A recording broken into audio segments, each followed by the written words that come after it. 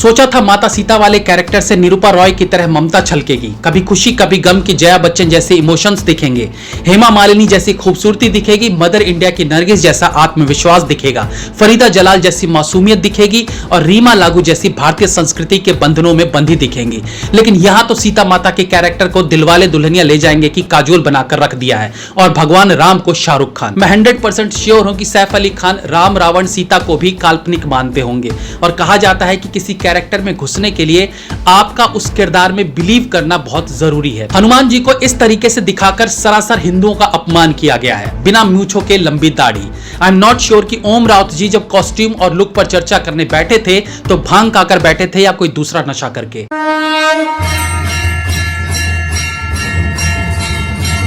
बिना सीजीआई, बिना वीएफएक्स के केवल स्पेशल इफेक्ट के बलबूते, वो भी सिर्फ युद्ध वाले सीन्स में, रामायण सीरियल ने करोड़ों लोगों के मन में भगवान राम और माता सीता की ऐसी छवि बनाई कि आज भी जब राम का किरदार निभाने वाले अरुण गोविल कहीं दिख जाएं तो लोग उनके पैरों में गिर जाते हैं। यह होता है किरदार निभाना।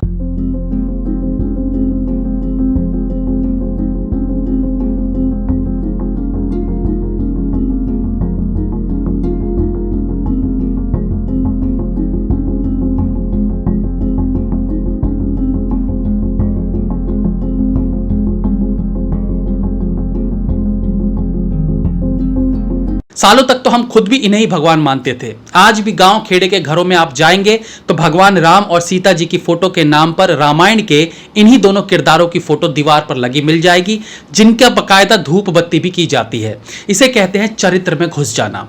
आज की बात करें तो बहुत से एक्टर्स 2 महीने एक फिल्म में एक्टिंग करने के लिए 6 महीने का वर्कशॉप करते हैं, अपने कैरेक्टर को पकड़ने के लिए महीनों तक कमरे में बंद हो जाते हैं।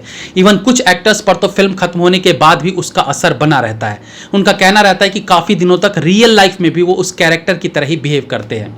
यह सच भी है कि किरदारों का फर्क आम लाइफ पर भी होता है। अभी हाल ही में आदि पुरुष फिल्म की कास्टिंग को लेकर बहुत चर्चा हुई और उससे ज्यादा चर्चा हुई फिल्म के खराब वीएफएक्स को लेकर।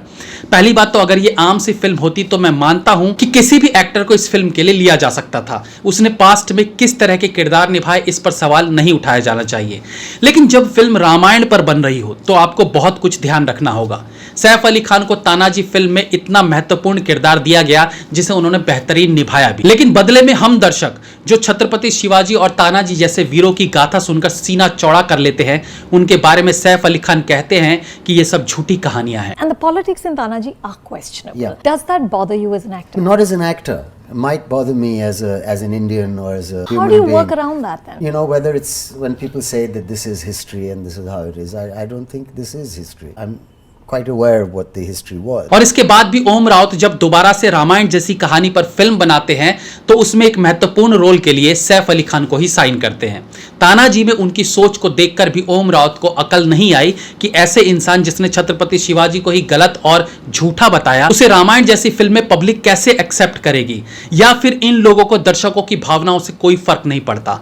मैं 100% श्योर हूं कि सैफ अली खान राम रावण सीता को भी काल्पनिक मानते होंगे और कहा जाता है कि किसी कैरेक्टर में घुसने के लिए आपका उस किरदार में बिलीव करना बहुत जरूरी है और इस बिलीफ में सैफ अली खान कहीं स्टैंड ही नहीं करते। उनके लिए ये सब बातें झूठी है। अब आते हैं ओम राउत ने फिल्म के टीजर में क्या गंद फैलाया है। सीता माता के किरदार से हम शुरू करते हैं।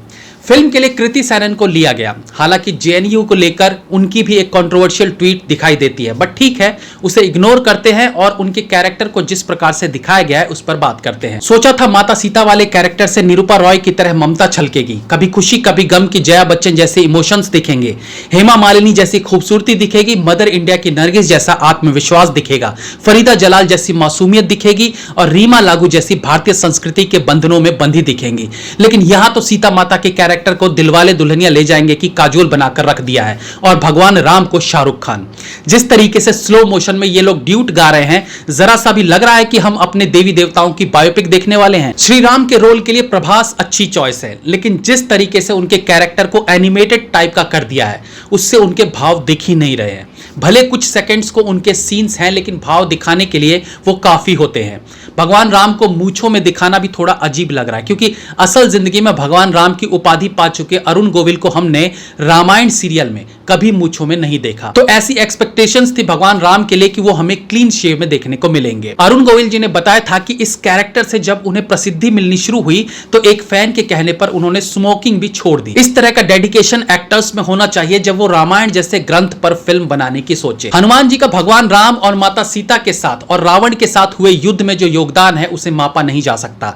यानी रामायण का ये पात्र one of the most important किरदार है। लेकिन इस टीजर में अगर कोई सबसे ज्यादा डिसअपॉइंट करता है तो वो हनुमान जी और रावण का लुक है। हनुमान जी को इस तरीके से दिखाकर सरासर हिंदुओं का अपमान किया गया है, बिना मूंछों के लंबी दाढ़ी।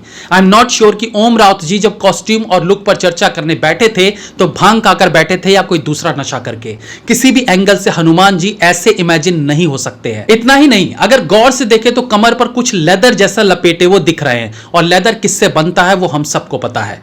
हनुमान जी का इस तरह का कॉस्ट्यूम बेहद निराशाजनक है, निंदनीय है, बल्कि दंडनीय है। 2 सेकंड को दिखे हनुमान जी के फेस पर ना कोई जोश, ना कोई मुस्कान, ना किसी तरह के भाव। इस इमोशनललेस हनुमान जी को लोग एक्सेप्ट करे भी तो कैसे करे। एक ये हनुमान जी का किरदार है जिनके फेस पर कोई इमोशंस नहीं, दूसरा रावण के किरदार में सैफ अली खान है जो ओवर एक्टिंग के शिकार दिख रहे हैं। चलो एक्टिंग पर तो बाद में बात करेंगे, लेकिन अभी जो दिख रहा है उस पर चर्चा कर ले। रावण का फौजी हेयर कट। ओम राउत जी, आप किस अवस्था में इमेजिनेशन करने बैठे थे कैरेक्टर्स को? आपको कैसे पता चला कि रावण इस युद्ध से पहले 5 साल तक कश्मीर के बॉर्डर पर आर्मी के रूप में काम कर चुका है? क्योंकि यह हेयर कट आर्मी में ही देखने को मिलता है। इस कैरेक्टर को और इस फिल्म को देखकर ऐसा लगता है जैसे यह रावण वर्सेस रावण हो, यानी रावण जैसा दिखाना चाहिए वैसा ना दिखाकर रावण फिल्म की तरह वीएफएक्स के भरोसे रावण को क्रिएट किया गया है। ओरिजिनल रामायण में ना तो 500 करोड़ रुपए लगे थे, ना 250 करोड़ वीएफएक्स पर खर्च किए गए थे, बल्कि वीएफएक्स ही नहीं था, मात्र स्पेशल इफेक्ट पर पूरा गेम खेला गया। ओम राउत जी, आपने खुद ही कैसे सोच लिया कि मैं रावण को पुष्पक विमान की जगह चमगादड़ पर बिठा दूंगा और दर्शक वाह वाह करने लगेंगे? आपने कैसे सोच लिया कि सोने की लंका को चारकोल की बनी लंका दिखाएंगे और लोग ताली बजाएंगे? रावण के इस लुक में सैफ अली खान, खिलजी और औरंगजेब ज्यादा दिखाई पड़ रहे हैं, जबकि रावण तो रावण था, ज्ञानी था, शिवभक्त था, हाँ कपटी भी था, धूर्त भी था और अहंकारी भी था, लेकिन औरंगजेब नहीं था। अभी रावण की बुराई करने पर बहुत से लेफ्टिस्ट ये भी कह रहे हैं कि आदि पुरुष की वजह से राष्ट्रवादी भी रावण की तारीफ करने लगे, क्योंकि उसमें सैफ अली खान का लुक बहुत खराब था। तो मैं आपको बता ही चुका हूं कि वो धूर्त तो था ही, लेकिन उसके सीता माता को ना छूने पर भी जो झूठ फैलाया गया है उस पर भी 2 लाइन में चर्चा कर लेते हैं।